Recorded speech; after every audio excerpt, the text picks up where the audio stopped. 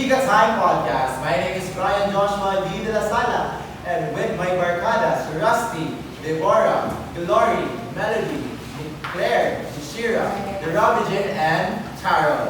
And today, our topic is trends and fads. Ano nga ba ang differences nila? Sino may alam? Tara, chika tayo. So, hi guys! Hi! How are you feeling right now? So as you all know, our topic is trends, fads, and their differences. So before we proceed sa ating video, let me hear some of your opinions sa ating topic today. Very curious ako. Ano nga ba yung trends? Parang yung mga bagay na sikat na like TikTok trends. Yung fad, ano yun? Different nila ba? Ras, trend is something na popular at naging part ng culture na. Like K-pop, BTS, and Blackpink. It's a trend na natin for years na, di ba? And fad naman, fad is super short-lived. It's like a bubble na pumutok agad. Yun. For example, notice yung taki-taki and hand slap dance, no? 2013. Yes! So, naging popular yun at nawala agad. Yeah. Very true.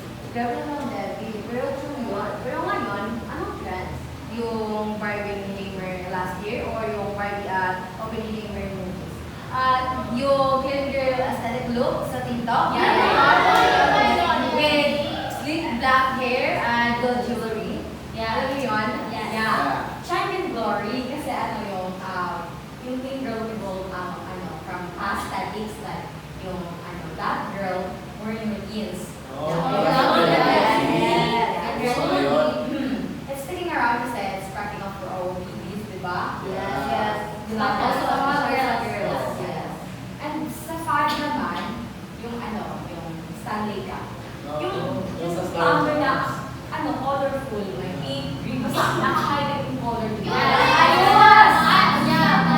Yes, yung mga nabibili. So, actually, pwede mag-share. So, I have this collection of the Stanley Cups before. So, marami yung iba-iba yung kulay, may mga pink. So, most talaga is yung mga highlighter. Highlight, diba?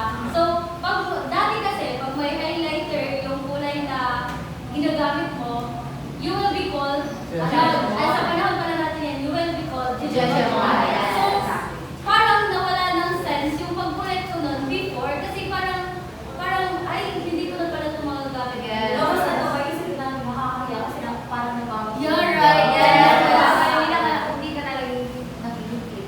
sa generation ngayon. So, yung mga, always ko na lang ngayon nagagamit yung mga vlog, ganyan. Parang, Sabay sa uso ka na. yes, pero teka lang, Ben, bakit nga ganyan yung fan? Influencers nga ba talaga or social media? Can you all share some example to Pinoy context? I think I have this, I think considered trend ito kasi I think Jollibee. Wow, Jollibee. Yes, Jollibee. Oh my God. Standard Yes. yes, their chicken joys to their gravy hacks. I think, kasi, di ba sobrang tagal na talaga nung, ng Jollibee from before until now, parang sikat pa rin sila. And kaysa na parang, we can say na maglaho, parang mas lumago sila, di ba? Yes. Mas nakapagtayo pa sa ibang bansa ng mga branches. Diba? So, I think Jollibee is considered as trend kasi, di ba? And sa fad naman, I think fad something before, I don't know kung familiar kayo, the Dalgona coffee. I am fun with that during pandemic. Yes, that pandemic era. So, pero ngayon kasi, after nung quarantine, parang siya nawawala na. So, I think that was considered as fun. Tama yung sinabi ni Carl, di ba? Pero yung fad na yun? Like yung yung mga vibes na damit na nag-trend ngayon, like yung porto, yung big hair. Pero seryoso ako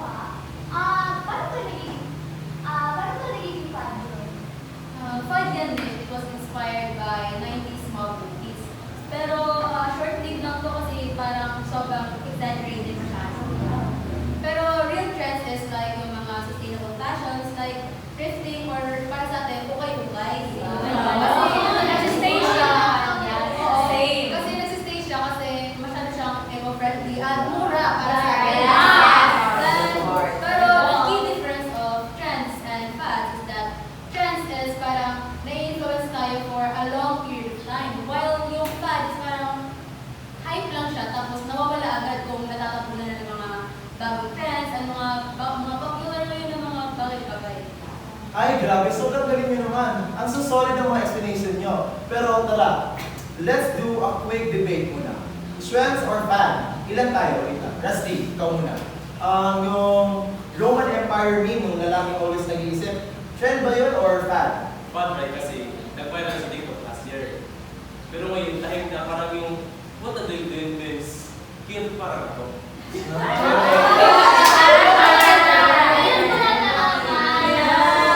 Pero nawala ka. Ay, Parang yung kapitan ko, di ba? Nawala. wait. Para sa akin siya yun kasi nagiging part na siya ng, ano yun, ng couple.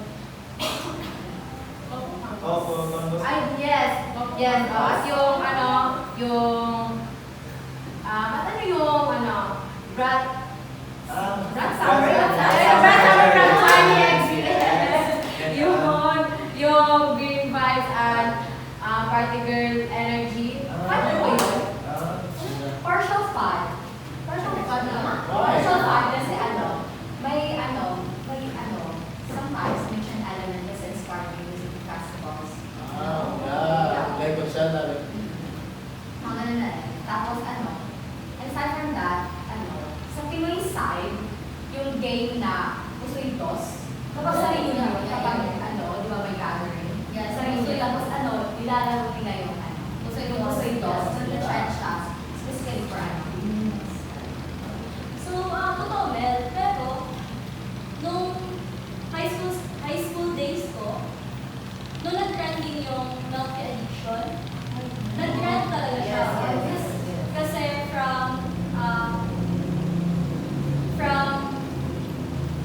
kanina, yung sabi ko yan, parang also dati yung mga boba, di ba? Yeah. Pero, yung nag-trend yung Pranggul, TikTok recipe, sanali na lang talaga siya. Sinubukan ko, masarap naman, pero pang one time lang talaga. Parang hindi sapat talaga na yun. Yeah. Yes. And also, parang mayroon din mga trend dito sa Pinas na ultimate trend ngayon, especially the Tapsihan culture and the Sarapa Vilores, which is trend siya forever, parang naging forever trend na siya sa culture natin, mga Pinoy. And also, I think it is considered fun if you remember the, what do you call this? The E-boy?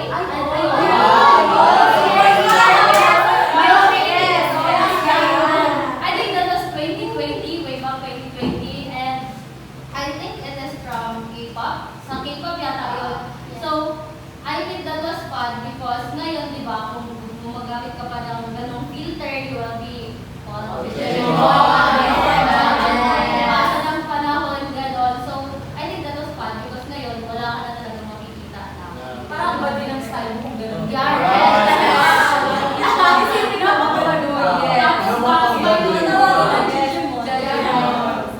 Pero guilty ako sa sinabi ni Carl na i-replace ka. Pero dahil sa Pinoy fan, naalala ko yung Mumbai na challenges.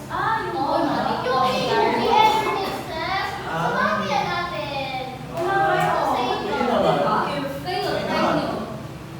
Pero curious ako bakit nga ba tayo mag-hype sa fans? Kasi document it's in social media.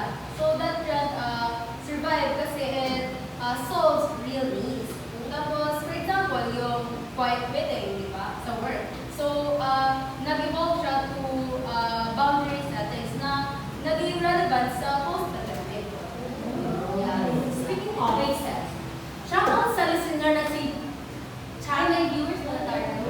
Si Chika Fan 88 from the comments, sabi niya dito, ano yung trend sa beauty like glass skin?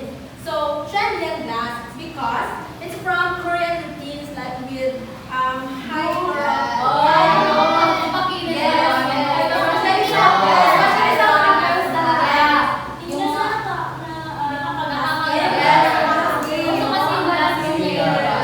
You should try that. So, I love the shout out. So, it's giving talag, literal. Let's go. Okay, pero wait. Let's do Faye Brown. Ano sa inyo, what is your favorite trend nowadays? Mga coffee trend. Retro gaming. Sa akin naman is ASMR video.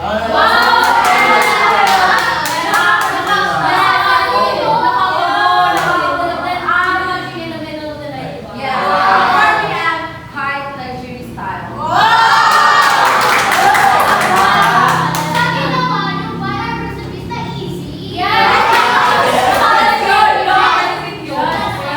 Hindi lang matikit tsaka masarap. And I think for me naman, if yung mga K-pop, di ba? Oh, yeah. Yung sa akin naman, alam niyo yung cottage core vibes? Kung saan, nagtatawa yung Stanley. Parang vintage. Ay, yeah.